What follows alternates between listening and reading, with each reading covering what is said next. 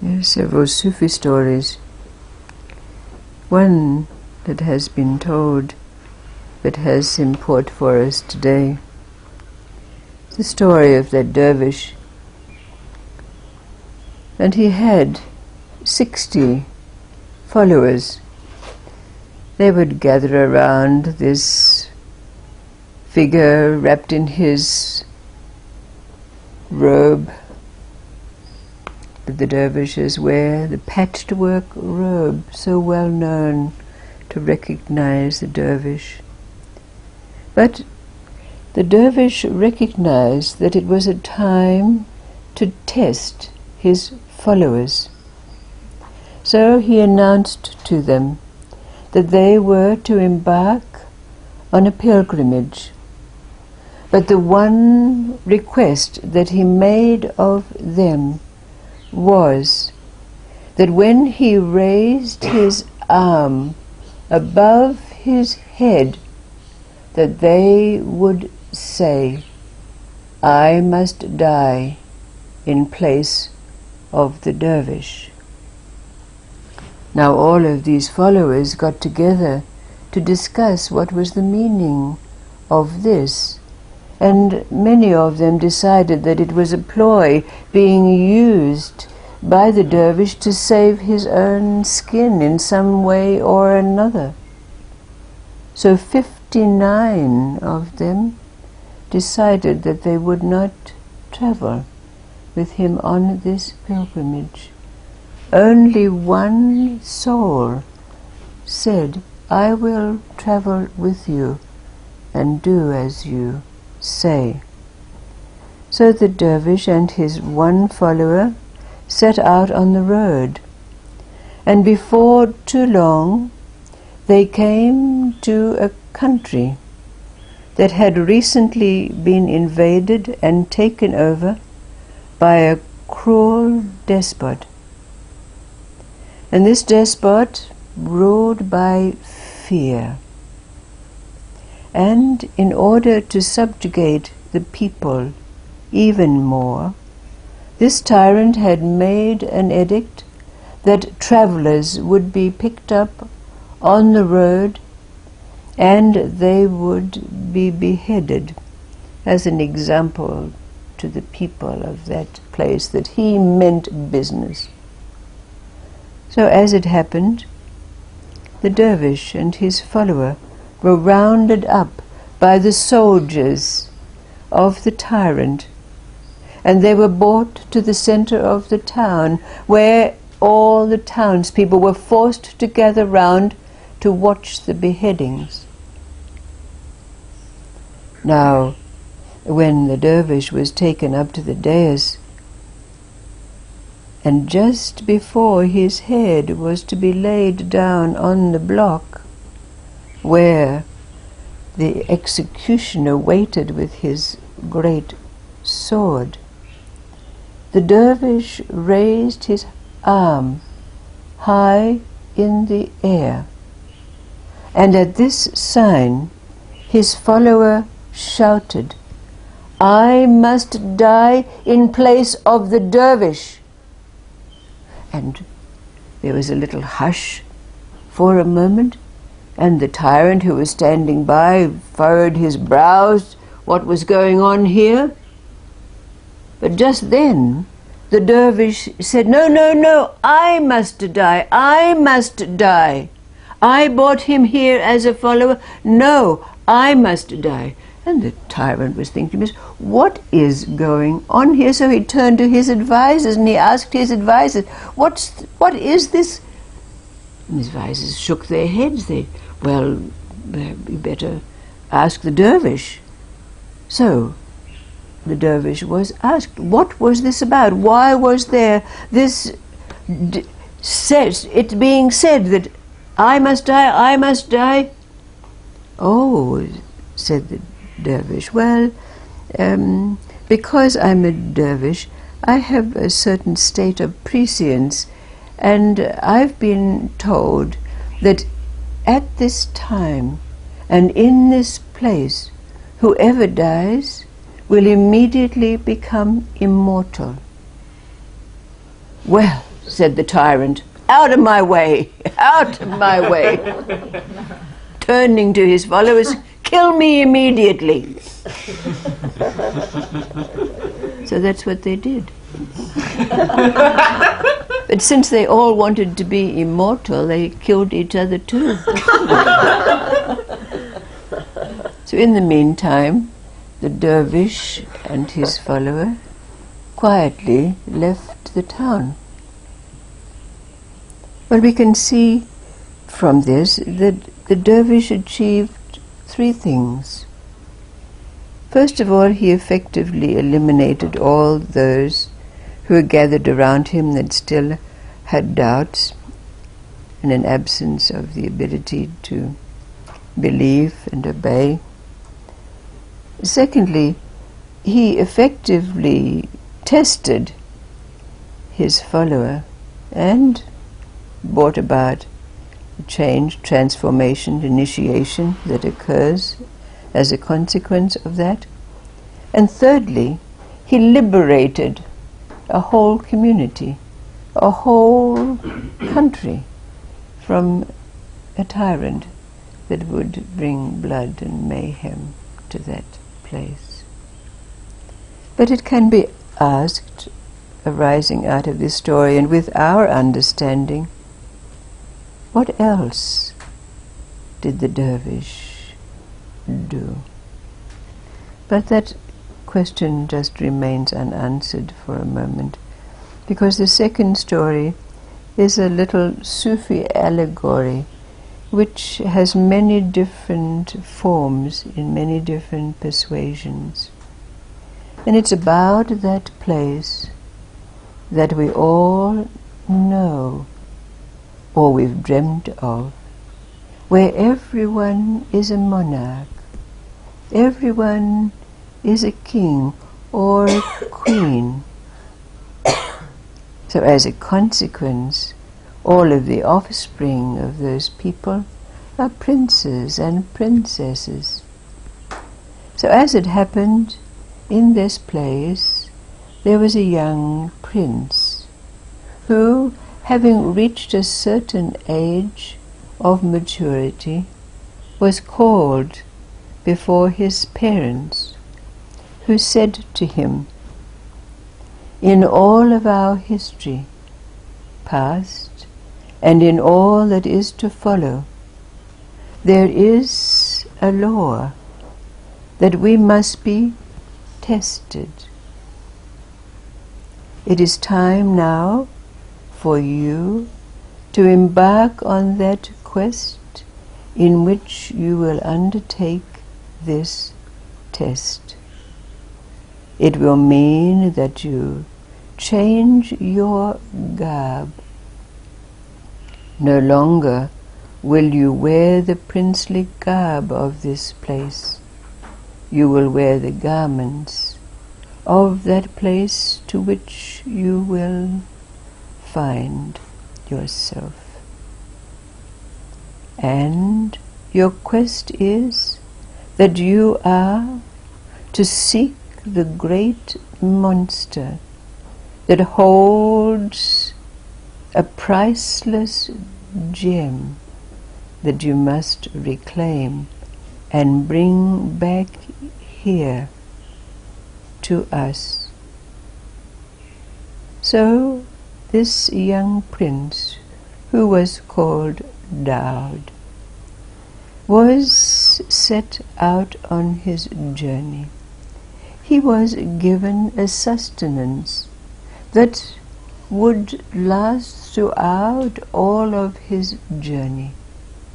This sustenance is something that is only known by the people of this place. And he was given certain instructions that he could follow. So Daud set out, and as it happened, he met another traveller on the way who was also embarking on the same quest. But when they arrived at their destination, which is called a place named Mizir, they found that their memory of their homeland was fading, and before long they blended in to the land in which they found themselves, this place called Mizir. They forgot their home. Now, as is the way with those in that place that he came from, they knew of Daud's plight. So, through that which had been given him, a sound was sent. A sound. And when that sound reached Daud's ears, it translated into, "Wake up! Wake up! Remember where you came from and what it is you're to do." And Daud had recollection and was able to gather forces within him. And so he sought out and found the monster. And with the sound that he now heard, he was able to put the monster into a sound sleep and take the gem that the monster was guarding.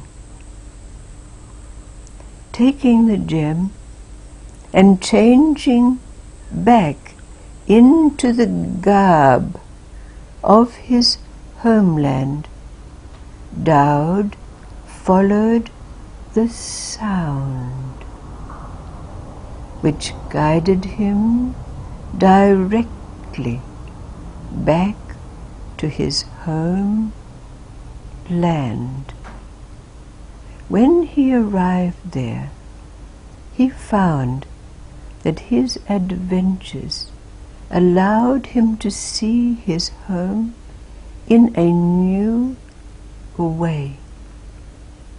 And he had a realization, because in that place called Mizir, there was a word that was used, Salamat.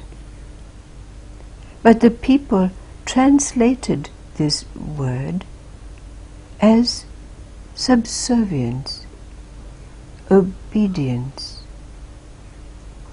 But Daud, in his home land, realized that this word, Salamat, did not mean subservience, belief.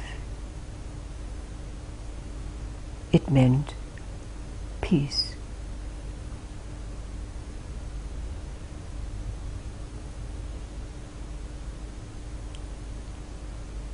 What does this allegory that has so many forms and so many persuasions mean for us at this time?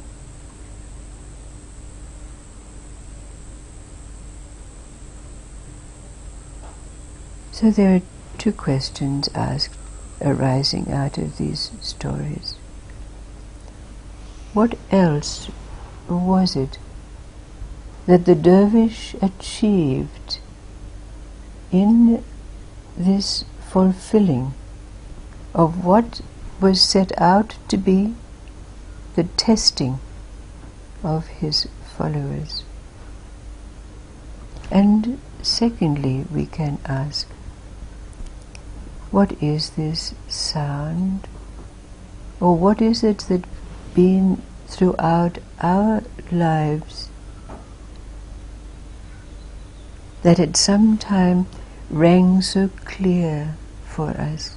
Wake up, embark on your quest, remember what it is that's there for you to do, and allow us to do so.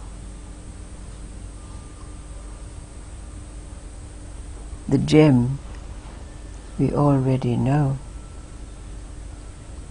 What is this that's been called sound? A thread, sometimes forgotten.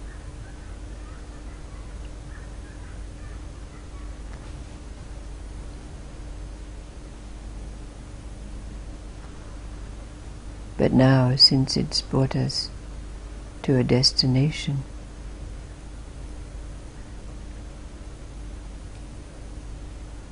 is no longer needed. What is that sound for you? Sound.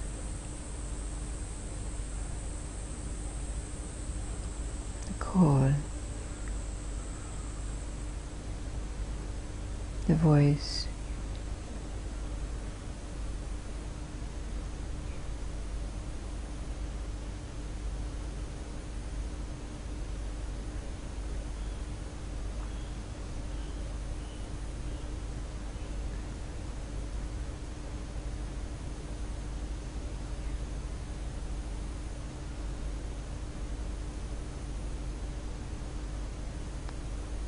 Is it silenced? Do you still need it to resonate in you? Or has it reached a point of stillness?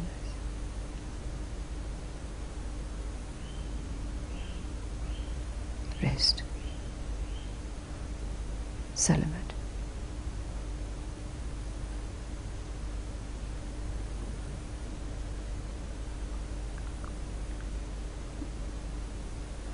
Well, isn't it pain that drives us to find, to go for the, back to where we're, it's pain that... Yeah. Pain.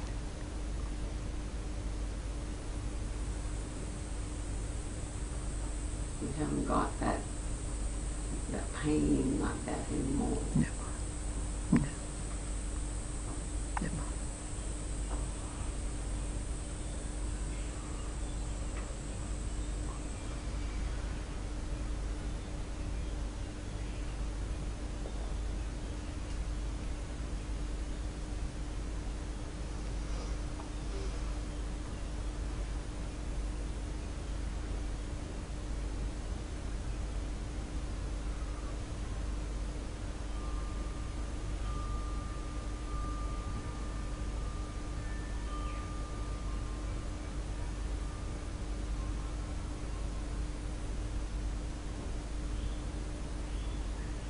What happens to us when we no longer have any calling in our soul?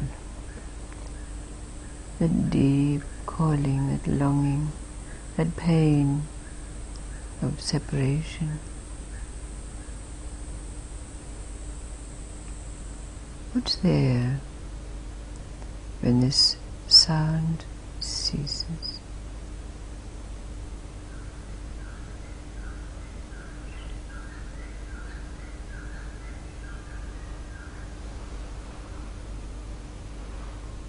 Well, peace is one of the words.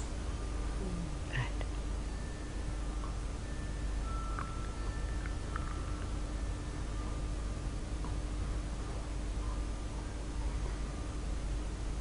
Yeah.